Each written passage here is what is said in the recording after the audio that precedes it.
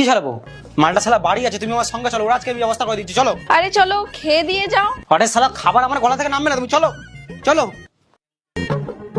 কোনো ব্যাপার না, একটু পরেই আসবে ও। একটু পরে আসবে মানে? ও নিচেই আছে, ওর নিচে যাবো আর ধরে দুটো চড় মারবো।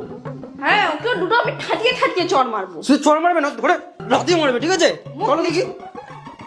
এটাও তো জানি না ওকে কোথায় পাবো। কোথায় পাবো কি? ওর দোকানে হয়তো আছে, শালা দোকানে তো কেউ যায় না, ওর দোকানে হয়তো বসে আছে ও। এই সময় তো মনে হয় ওই দাদাটার দোকানে আইসক্রিম খেতে যায়। ও আইসক্রিম খাওয়া আমি আজকেই বার করছি, আইসক্রিম খাই বার করছি, দাঁড়াও। আরে ভাই, আরে ভাই বন্ধ কর না। আরে চোখে ডিফাল মেরে রেখেছে। আরে এটাই তো করছিল সেই দিনকে ও। এরকম করেছিল? হ্যাঁ 1 মিনিট। ও গাড়িতে বসেছিল?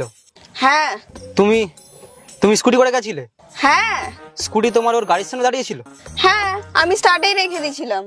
ও তোমার কোনো বাজে ইশারা করছিল না, ও তোমাকে গাড়ির ডিফারের আলোটা বন্ধ করতে বলেছিল। হুম।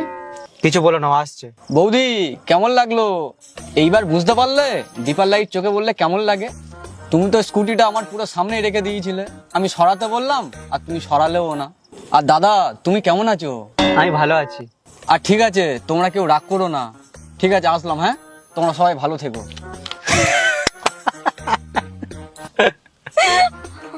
কি না কি বলছিলাম ওর নাম।